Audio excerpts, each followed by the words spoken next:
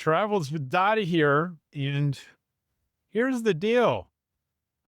I set up this great little camera setup for today to go through to get epic views of Cimarron Canyon. And of course, I didn't pay any attention to the weather, and it's sprinkling a little bit. Oh, it's not going to be a very clear day. So I don't know how this is going to work out. We will see. We're going to check it. We're going to try. So I've got for those of you fellow nerds out there, I've got a DJI Action 5 suction cupped to the hood. And then I've got my DJI Pocket 3 mounted to the dash here, pointed at me. So we're looking at me, and I tried to get Dottie to sit towards the back here. She won't. She wants to be near the front. So you probably can't. Can you see her at all? Not really. Not really.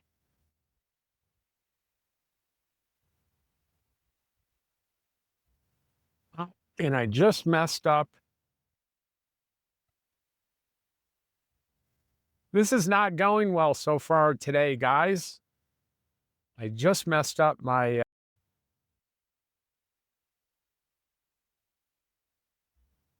damn it.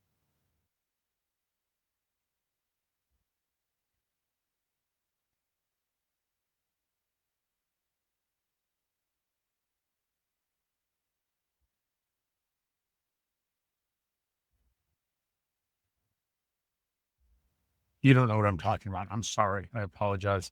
It's the sunshade for my big screen, and it popped out. I corrected it. I'm sorry that you can't see Dottie really at all, can you? And it's so small. There you see a little bit. So she's a little cut off. I'm a little cut off, but it's a little tiny thing in the, unless you're watching this on a 65 or 80-inch or whatever huge TV, you're probably not seeing anything anyway related to me and Dottie. You're just seeing the view.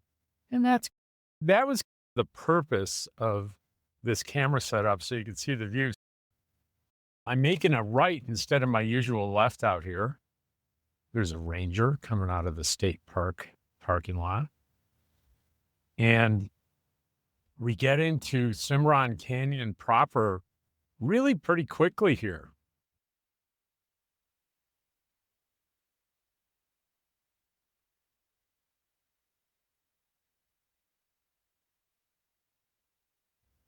And it's a beautiful drive.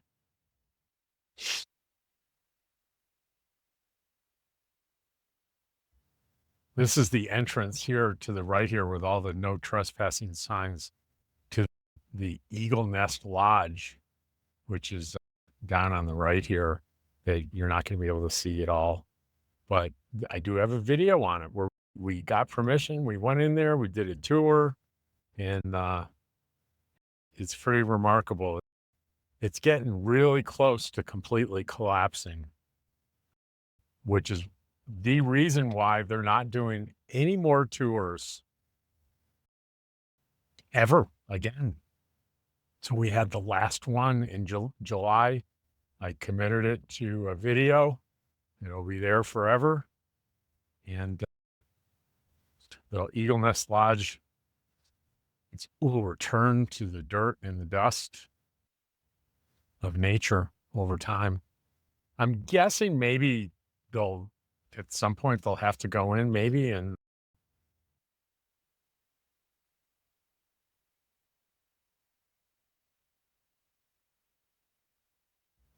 pull the stuff out of there. I don't know. I know rumor has it there's a big like asbestos problem there. So for those of you just joining me, Travels with Dottie, I'm a full-time retired RVer, and at this point, I'm spending my time in 3 places. One of them is here in Eagle Nest, New Mexico, which is far north Mexico. You're looking at the screen now going, New Mexico? Really? You're in New Mexico? Doesn't look like you're in New Mexico, but I am. We're only about 30 miles south of Colorado. That part makes sense. And Eagle Nest is a small little village that I fell in love with, and it's my second summer. I spent half a summer, half 3/4 of the summer last year, and the full summer this year. And I stay there at Weathers RV Park, and I do area videos every single day. Every video may not be about the area. Most of them are, but they're all shot in the area, like this one. And I've gotten more and more involved in the community, so much so there's a visitor center slash museum right on the main drag in town. And I've gotten involved in them for a very nice man, local named Jack Schweitzer, who has befriended me. And he's on the board of the museum and visitor center. And anyway, I'm pretty sure he's on the board. If I'm wrong about that, let me know, Jack. But anyway, heavily involved. And whichever way you want to say it, he's heavily involved both in the community and the visitor center. And I ended up volunteering to be the person at the museum every Saturday all summer. And so how did an outsider get that gig?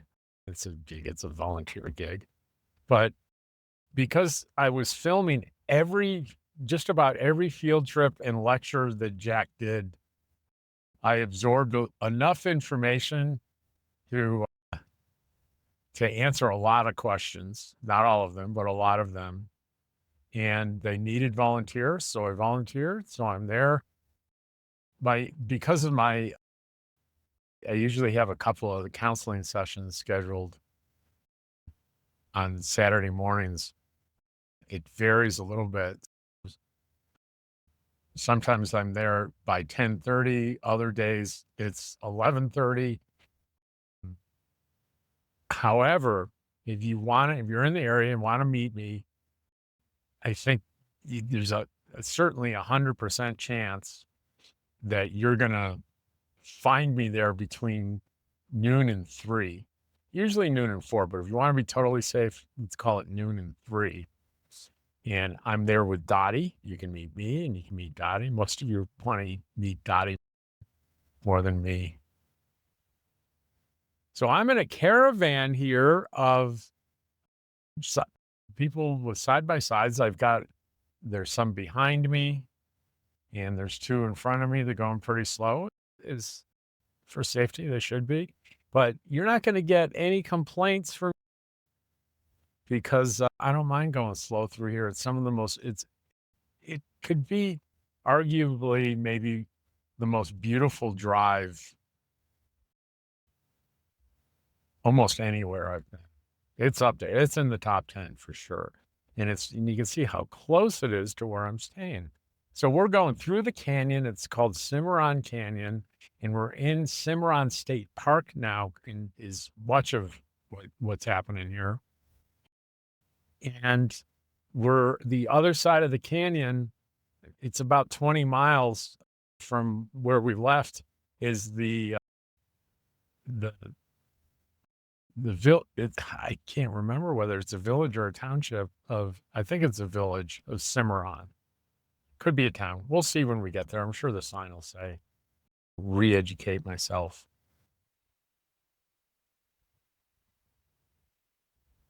And it's a let's say it's a substantially historical place because Cimarron is right on the Santa Fe Trail. What's pray tell is the Santa Fe Trail? Probably vaguely heard of it, remember it from school. But basically before railroads and we were settling the West, it was the equivalent of an interstate highway. An interstate highway with wagons and horses and people on foot and such. And It was a kind of a spur off of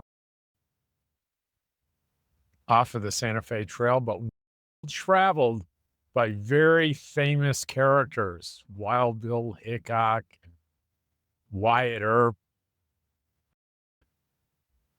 all sorts of figures that you would have heard of. And a there's the St. James Hotel, which was standing back then in the late 19th century. And those characters that I mentioned and more stayed in the famous St. James Hotel. It's a beautiful, pretty well restored hotel. It's not rebuilt or anything, it's the original structure. There's a lot of legend regarding it, and some of it is true, some maybe not so much. But one thing I know is true is there were a double-digit verified documented murders. Look at those cliffs, huh? What do you think? Look at that. Is there any doubt we're in a canyon? You have any doubts? There you go. And so double digit, I can't remember the number, somewhere between 10 and 20 shootings, murders, or maybe some were self-defense. I don't know, but there were shootouts in this hotel. And if you go into the bar in there are still bullet holes preserved. They kept them there in the ceiling. Now, one of the things that they did was they reinforced the flooring between the first and the second floors so hotel guests didn't get shot in their sleep. It was that violent a place. And there's also, this is where we go into, maybe it's true, maybe it's not. There's no verification of this story. But there is a story of a guy that was staying in the hotel, and there were lots of big stake poker games happening in that hotel. And he got involved in a game where the owner of the hotel was in the game. And the pot got bigger and bigger. And so the owner pushed the hotel into the center of the table. And this guy won. So he won the hotel. And the legend is that on his way back to his room, which was in a separate corridor on the same floor, he was shot in the back and killed. And the room that he was staying in, for years, the legend was it was haunted by him. His spirit never left the hotel. And there are stories of people staying in that room years later, having very unpleasant paranormal experiences to the point where the hotel said, okay, that's enough. They locked the room and put a big old padlock on the outside of it and said, no more, we're closing it off. We're too freaked out. And by the time I became familiar with the hotel, and last year I did at least two, I think 3 videos where one of the fascinating things is the famous people that stayed there, the names you'd recognize, like Wyatt Earp, they have the old guest registers and they know what rooms they stayed in. And these folks tended to like to stay in the same room every time. So they've put plaques over these rooms with their name. You walk up to a room, and when there's no one staying there, and when it's not booked, they leave the door open so you can walk down the hall and look into the rooms that these famous people stayed in. And I did these videos on that. And initially I went by the room where the ghost lives, right? And I was, of course, unable to get in because it's locked. And first time through, I asked about it, says, "No, nobody's allowed in there." And then I went to I think it was a manager or someone, I talked to someone, and I gave him my card and said, "I have a YouTube channel, you're welcome to watch it." And they agreed, they said, "Okay, come in Thursday at 10 in the morning, there's a guy," they said, "There's one guy that has there's one key, there's only one guy has it, he'll meet you here and let you in." And they did, and I filmed the inside of the room and waited for paranormal stuff to happen, and of course, you know that nothing ever happened. And the inside of the room had tons of artifacts in it, and it felt very staged. Now, I don't remember off the top of my head. I think it's TJ something was the guy's name. I don't remember it off the top of my head. But one person on YouTube really tried to investigate whether or not at least the elements of him getting shot in the hotel were true. And the only thing, he wasn't able to find anything other than he found this guy's name, or a guy with the same name, in it. And I think Raton, which is a town pretty close by, was in the census a few years after the event allegedly took place. So we have our doubts about the veracity of those ghost story, but you know what? Look at these. Look, are you seeing this? Are you seeing the scenery as I'm talking? I hope I'm not distracting you from this amazing view. And I wish it was a little clearer, overcast, but at least it's not raining. So we don't have proof that it's true. We don't have proof that it's not true. The thing about legends, lots of legends in this area, and that's just one of them. Oh, that's so beautiful. This is my favorite corner here. And the camera's doing a great job of capturing all the way to the top. That's just wonderful.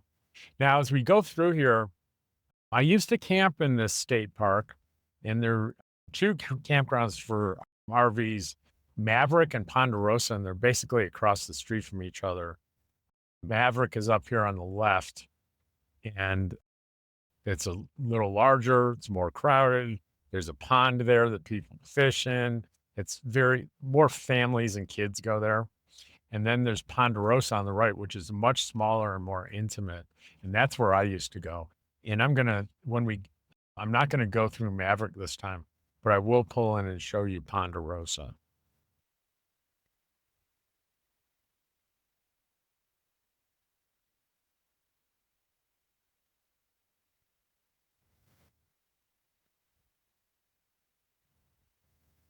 It's just so gorgeous.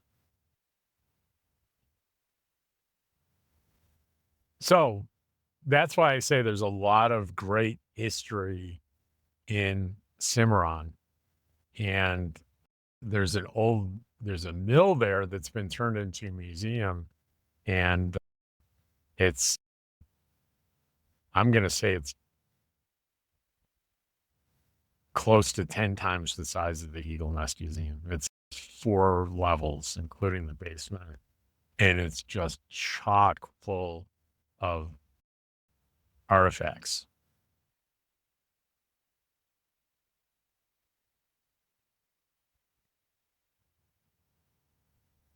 There's a lot of wildlife here in the canyon, including bear, for sure, and mountain lions. Last year, I had a couple of conversations with rangers in the patrol here, and they said they had 2 or 3 incursions by mountain lions in these campgrounds that we're going to see last year. And there have been sightings this year. In particular, in Cimarron, there was a carcass of a deer or something at the high school, and Maverick is here on the left. And they had to, I think, relocate 2 mountain lions that were coming into town going after that carcass at the high school. And I believe that was early this summer. And here's Ponderosa on the right here.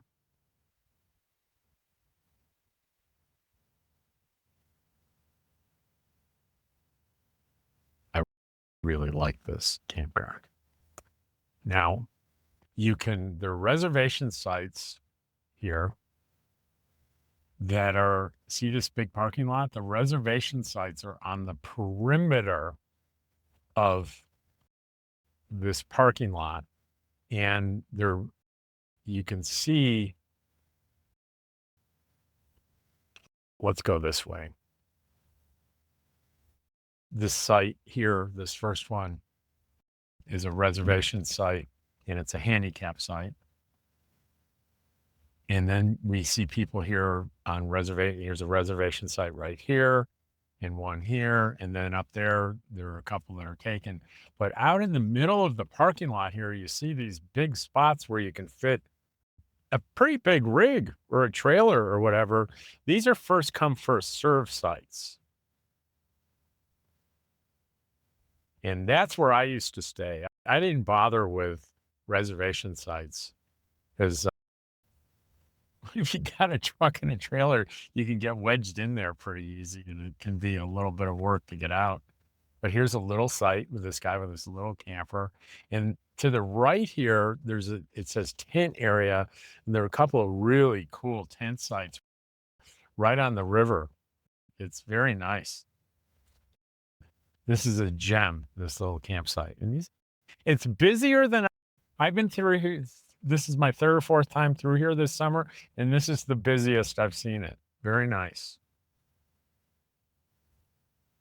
And I believe the camp host is here on the right.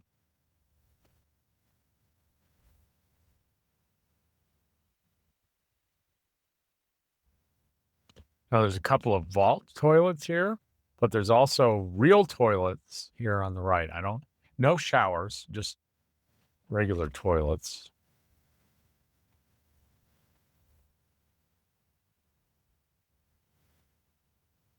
And the camp host here will warn you, like when you can, and if you're going to go hiking, be careful, keep your eye out.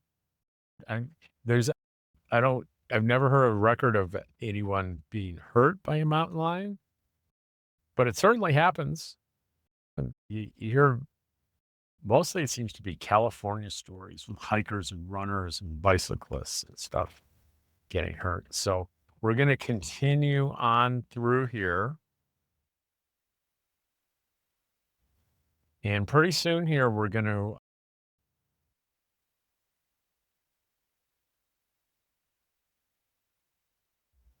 get through the canyon, and we're going to pass, and hopefully I'll spot it. I see it up here. It's a little settlement called Ute Park.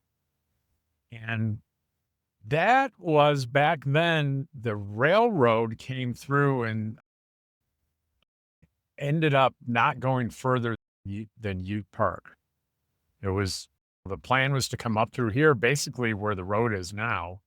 And back then, this road that we're on was basically a trail that went through the canyon here from like the Eagle Nest area, that valley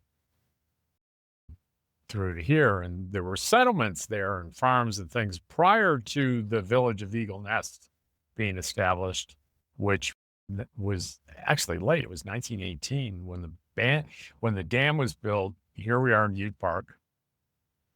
And this is where the railroad terminated. People that were settling in the it wasn't called Eagle Nest then, but there was a place called Elizabethtown, which is a ghost town now, but it was a big mining community back in the day. People needed supplies and building materials and things so that they could get things delivered here in Ute Park, but then they'd have to find a way through wagons or mules or whatever to get all that equipment and supply over the pass. And plus there were farms that I understand that were producing, dairy farms that were producing milk and things, and they would have to get their stuff over the trail to the train so it could be delivered to places like Cimarron, which was real small back then, but the bigger place was Raton, Raton. And we need to hit Raton I've never been there, and we need to do that in the next few weeks because we're running out of summer pretty quick here. Heck, it's the 10th, and in about 35 days, I'm going to be leaving for the season and going back down to Artesia.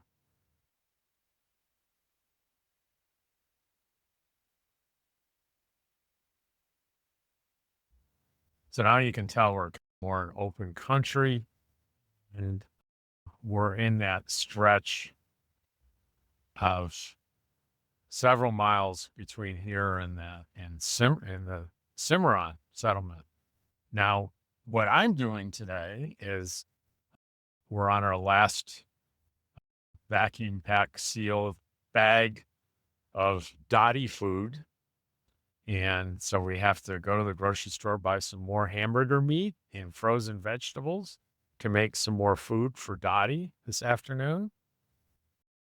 And then we also we were gonna do laundry, but I forgot to bring the laundry. So that's not gonna be on the list.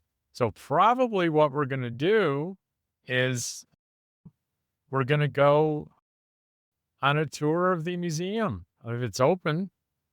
I didn't even look and see. You see how off the cuff and disorganized the Travels with Dottie videos are? Very disorganized, Robert. I don't know whether the museum will be open. If it's not, we can do the grocery shopping first. Even if I have frozen stuff, I've got a little cooler back here that will keep stuff cold, but I'd rather check out the museum first. Dottie, starting to get warm. Put a little AC on. This property over here that you see is owned by the Philmont Ranch. The Philmont is it's the huge area here that is, I think it's a few thousand acres owned by the Boy Scouts. And there's an enormous Boy Scout facility and museum here. And I did do a, a video on the museum last year, so you should be able to find that. I don't have a big interest in going back again. But the other thing you may notice is if you look on the mountainside to the right, bare trees. And that's a sign there was a forest fire. And there was a big fire. And there's a big display on it at the museum. And I got my fingers crossed that we're actually going to go to the museum, that it's going to be open. If I have to sit around for a couple hours watching YouTube in the car with Dottie, I'll do that. We're definitely going to go to the museum, and I'm sure it's open on a Sunday. And there's a big display on the fire. We'll hit that display and we'll talk to you about this huge burn that went from here all the way almost into town in Cimarron. I know that the town was definitely threatened by the fire.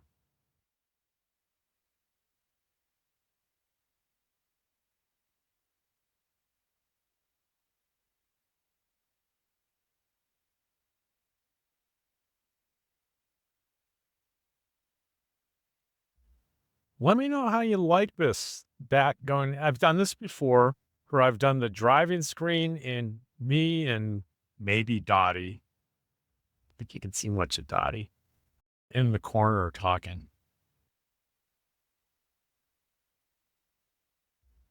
And it's okay if you don't like it or you do like it. I'm not going to stop doing it, or I'm not going to make decisions based on opinions, because I do know that I've asked this question before and there's no compelling majority of people saying they like it a certain way. There's opinions all across the board. I'm just curious what you think. And I'm always looking for, when I ask questions like this, I'm always looking for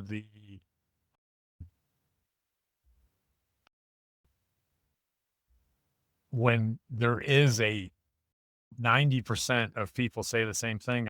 Do look for that. And when I see opinions like that, I really do pay attention. But when things are split 50-50, it's I usually don't make decisions based on that because it doesn't make a lot of sense.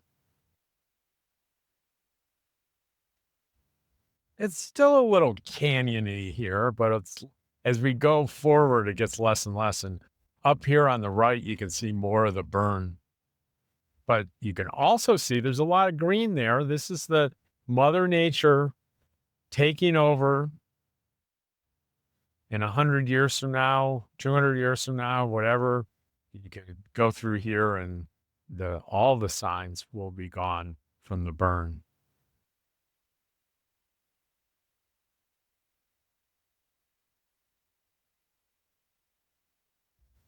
And forest fires per se are not a bad thing. They're a part of nature.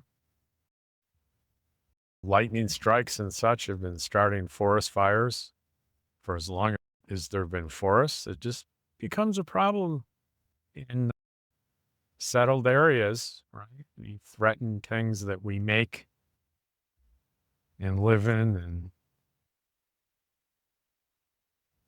that's when it becomes real serious. I understand there's what they're calling a mega fire in California.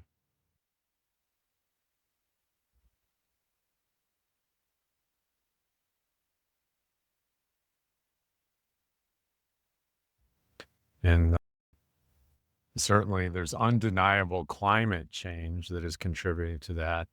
Now, where the climate change becomes it becomes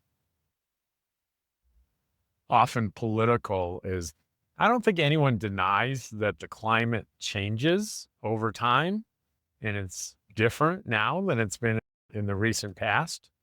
I don't think anyone denies that. What some people argue over the cause. There's the faction that say, oh, it's a natural process. And then there, as most reputable scientists say, no, it's a big part of the change has to do with what human beings throughout the planet have done to the environment through various emissions, gaseous emissions. Um, and it's certainly some combination of the two, right? They're natural cycles. I think that's undeniable, right? We had an ice age at one point. So we've had climate change is a fact of history. And I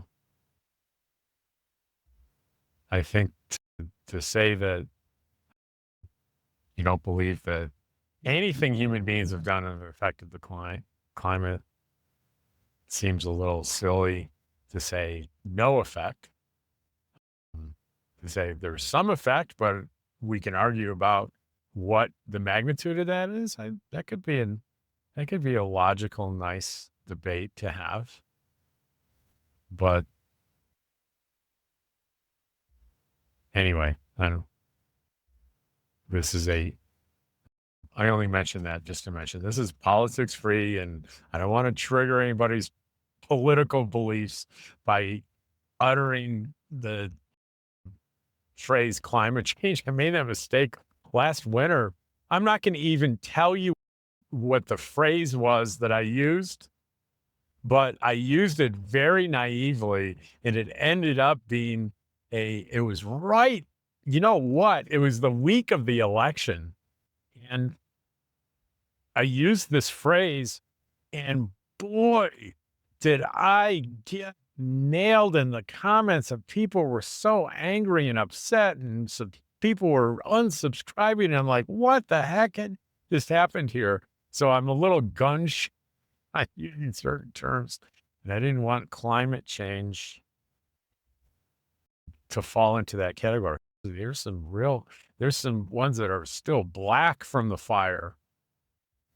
It was many years ago.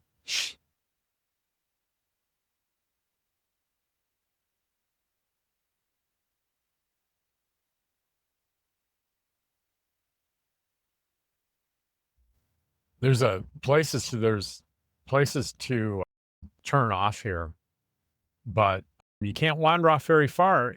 You might not see on the screen, but there's fences on both sides, barbed wire fence, which means that I think it's mostly still the Boy Scouts property, but they don't want people on the property, so they fence it and you can't trespass.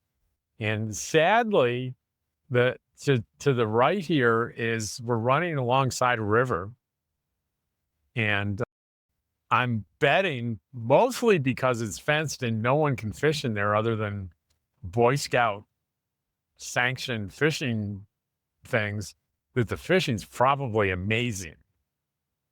But you can't pull over and hike into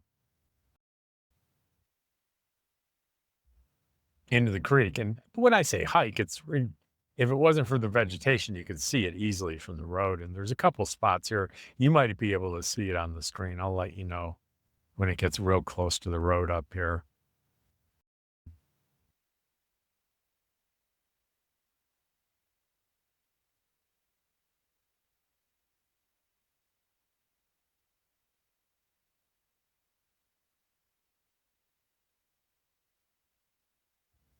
Yeah, it's pretty far away from the road here, but I can see on my Garmin up ahead a couple miles, it gets right up next to the road again. And again, there's these turnouts, but they're they're just courtesy turnouts. If you need to rest or pull over for a little while, you can do that. They're horseshoe shaped. Take some pictures, but you can't wander off. There's nowhere to go because of the fences.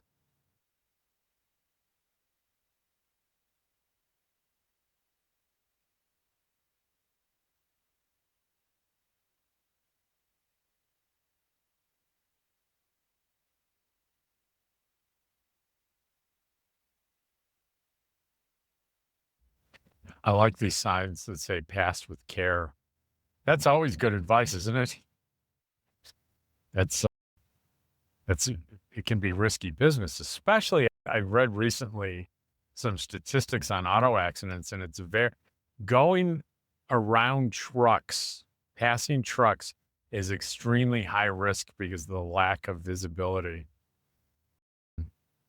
And there was one truck company that started putting big LED screens on the back of their trucks, showing the view ahead of the truck so that people behind could see that don't pass, there's traffic coming, which is that's a pretty bold move for a trucking company, but they must see a level of incidence that's very disturbing for them to make that kind of investment in public safety without being forced to do it by some regulation.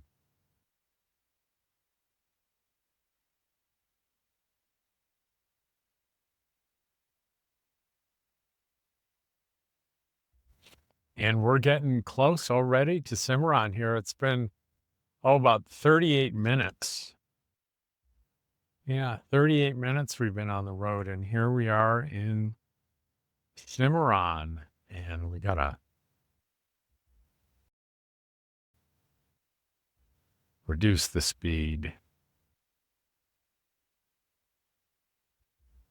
It's funny. For 2 days, I've been planning on doing laundry here, and I set up the cameras and I get Dottie ready and I get all my stuff together and I totally forget the laundry.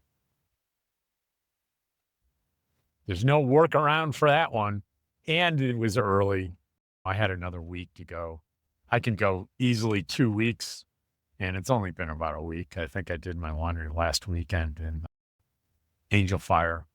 And here's I love this little strip of, so there's a little car wash in a grocery store, local grocery store, and it's called, I think, Russell's Creamy Drive-In, and the laundry, all there together in a classic car museum. They're not open right now, but it's totally free. It's a local guy that had this amazing antique car collection.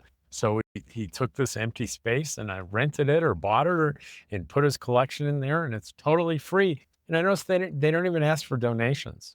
So the Scout Ranch. You see this sign here is 4 miles away, and that's the Scout Ranch is where the museum, everything is. And Miami's only 22 miles.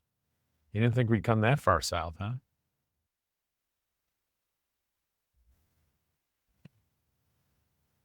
There's the Cimarron Mercantile and Cafe, which I just had they have breakfast burritos that are to die for up here.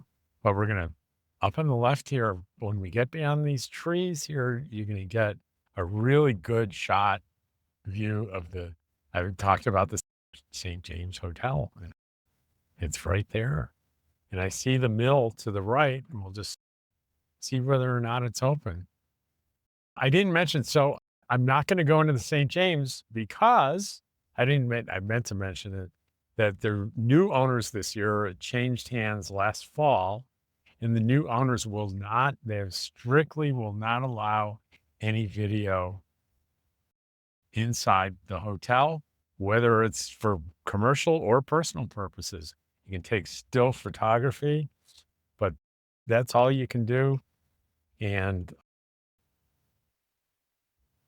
I think it's a little nutty, frankly. Doesn't seem to be any good. All it would do would be if YouTubers like me were continuing that, all that would be happening is that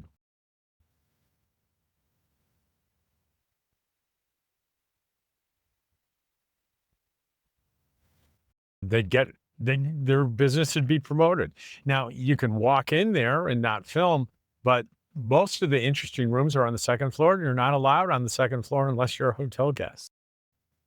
Oh, it does say open, and there's no one here. What do you think, Dottie? There's nobody here. It says open. Let's just go in and Dottie, you can't come in, but I'm going to leave you out here. And so I'll see you in a minute when we go in. Well, there's a sign that says open, but guess what? It's closed on Sunday. So I promise I'll come back. But I wanted to show you the building here. In just for public service announcement here, it's open on every other day from 10 to 4, other than Sunday. So, but this is what it's really, it looks like there's only 2 stories. I think there's 3, and then there's a basement that has artifacts and stuff in it. And there's artifacts all over the property here. So it's pretty cool. And this is Cimarron. So we're going to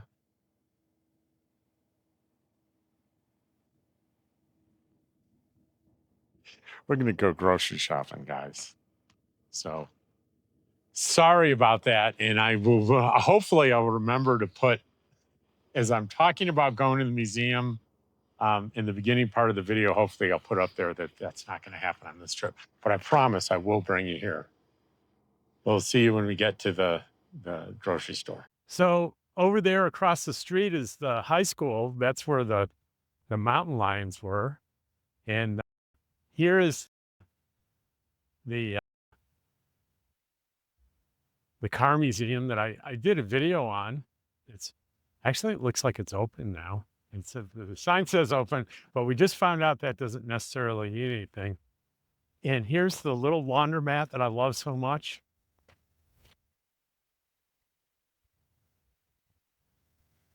Very reasonably priced. And then Creamy Drive-In is, we'll probably splurge and maybe get a hamburger because it's pretty close. It's close enough to lunch, right? Actually, no, because we still had hamburger left over from yesterday. We need to make sure I'm locked here. Engine's running because I want to make sure it doesn't get too warm for guess who in there. And this is the rig I have for the camera that I'm holding now, it goes on here, and you notice I have all these bungee cords because I'm paranoid that these things aren't going to hold. So better safe than sorry. And then we have the Russell's grocery store and gas station. And that's where we're going to be going to do a little bit of shopping, guys. And then there's a little car wash. Let's see. And we're at same as Eagle Nest, 284, 285 a gallon, to the 10th of a penny the same. If you come here, the restrooms are outside there around the corner. Oh, Shouldn't just store use there.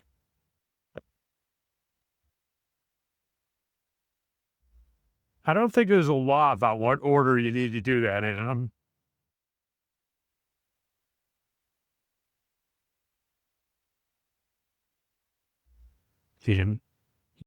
Eggs were not on my list, but I just remembered I do need eggs. And there we go. Eggs.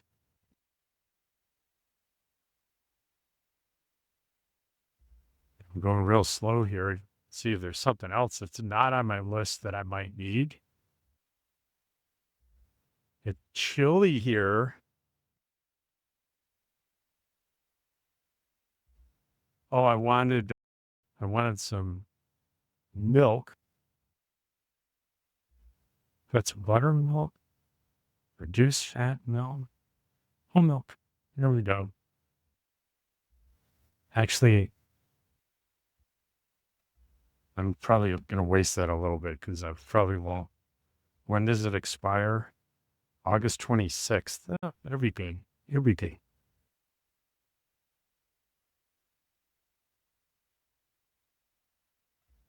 Oh, there's this stromboli I've had before. This frozen stromboli, really good. I've had that here before.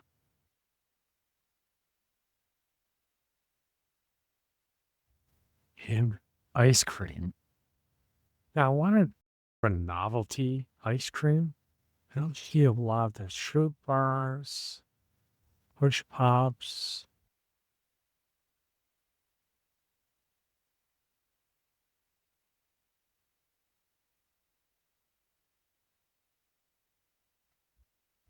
These little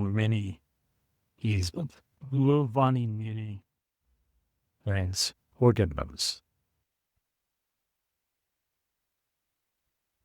And he was going to go up the aisles just to refresh my memory.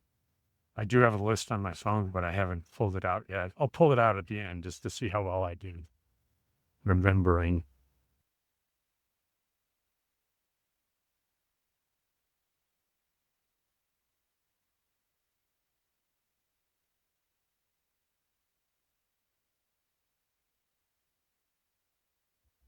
So far, nothing's triggering my memory.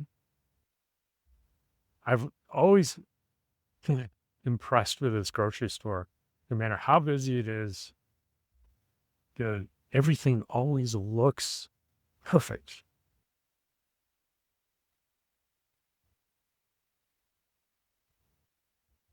Yeah, 2 cans of Pam is on my list.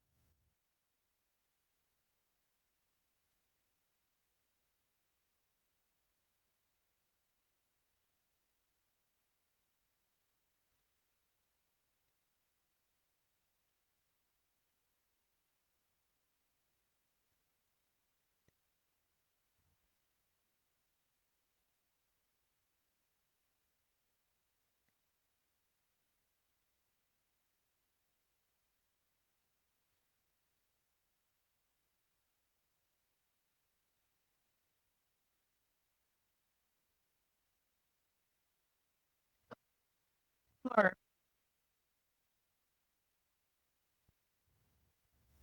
Okay, we're getting to the meat, and that's the main reason we're here. Imagine if I forgot that. And here's some lean hamburger. And these are, we'll take all three of these and get 3 pounds. I I wish there were 4 pounds. So let's get 181%. So we mix it together. It'll be fine. We have to get, you need to go back to frozen, don't we? Because we need to get,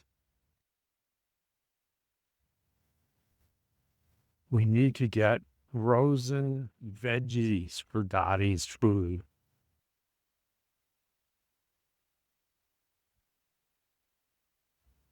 Vegetables. Where are you, vegetables?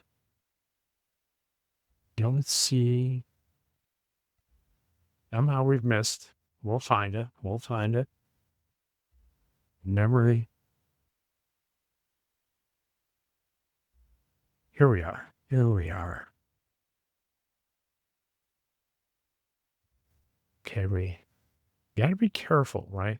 Because this looked like, hey, that mix here looks good, but there are onions in there, and it's not good for dogs. Anything with onions. So peas are just fine. So we can get a couple of tune bags. No, not that kind of pea. And don't want to do mixed vegetables with corn because corn's not good. But I tell you what is good is broccoli. So we got a couple of broccoli. And that's good for Dottie. Anything else frozen here?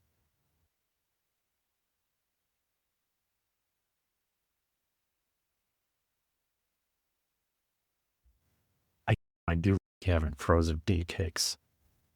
And here's some blueberry frozen pancakes. I like having those available.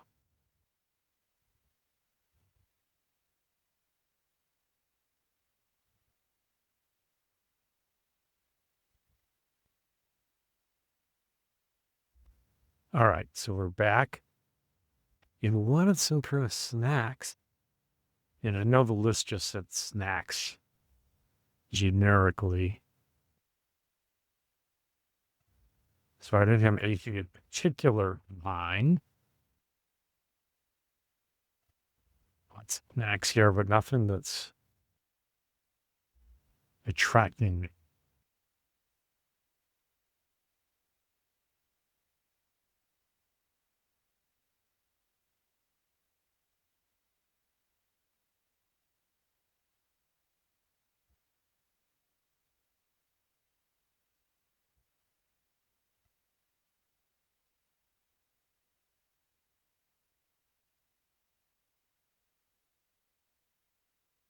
Ham cookie.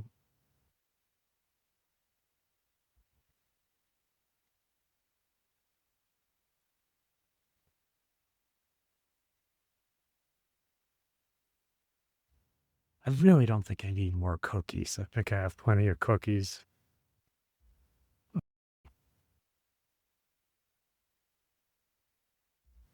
So this is definitely snack territory, isn't it?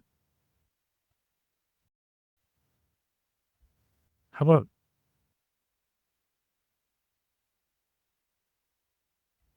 a small thing of,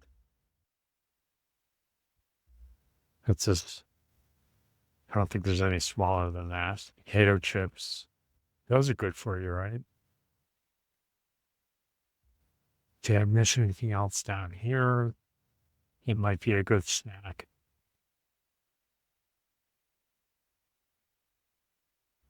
I don't think so.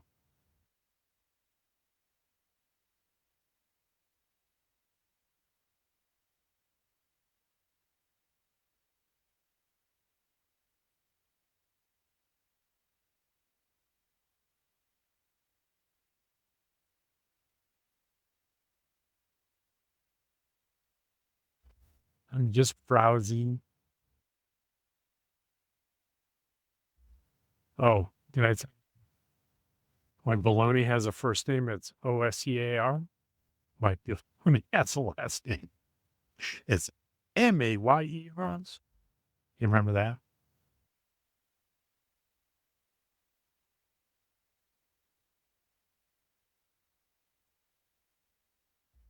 What else do we have here that might be interesting? I have a little bit of room in the freezer, just a little bit. We have here cod.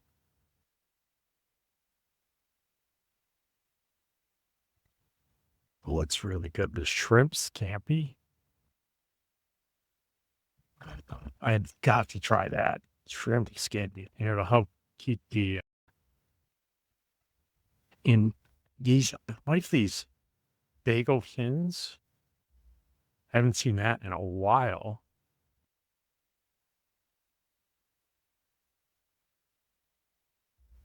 You know what? I think I'm done. So we're gonna check.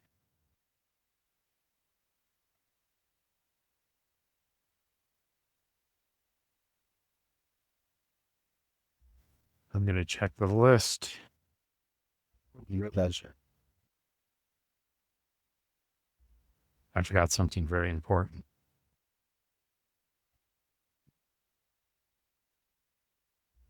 Sugar. I forgot sugar.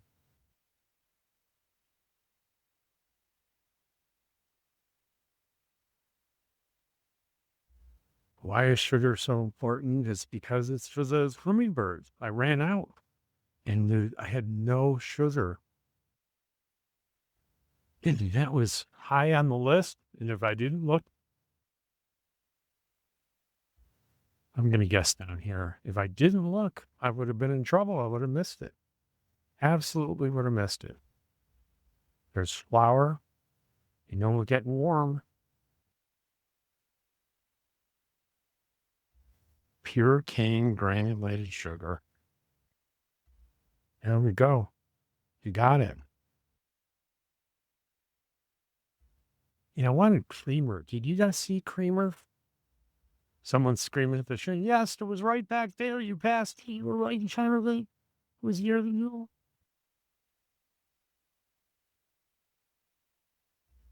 How did you listen? It was right there in front of you, Robert. And it was. I'd mention this every time I buy creamer. Here, Italian sweet cream. Perfect. That so many of them are these French vanilla, hazelnut, almond joy, Hershey's. I don't like the flavors of them. I want some cream and I want some sweetness.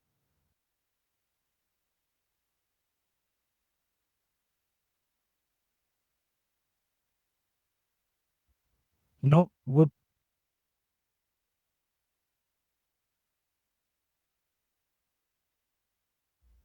I grabbed some buttermilk biscuits.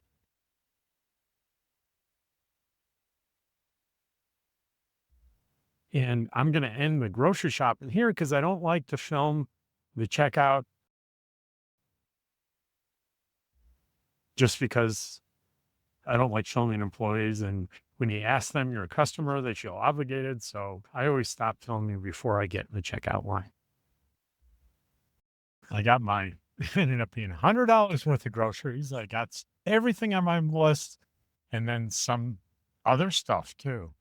But I got almost 5 pounds of lean hamburger meat for Dottie. So that was a big chunk of that $100, let me tell you. But she's worth it, aren't you, Dottie? So that's going to be it for today's video. I'm sorry about the mill. I think it's the Aztec Mill Museum. We will get there this summer. I promise I will do it. Take care, and I'll see you on the next one.